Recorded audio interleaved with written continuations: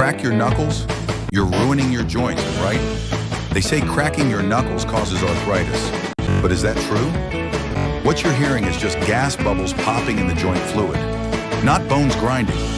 Studies, including a famous one by a doctor who cracked one hand for 60 years, show no link to arthritis. Guess what? The hand he cracked was just as healthy as the one he didn't. So no, cracking knuckles won't give you arthritis, but it might annoy everyone around you. Myth busted. Follow for more facts that sound fake but aren't.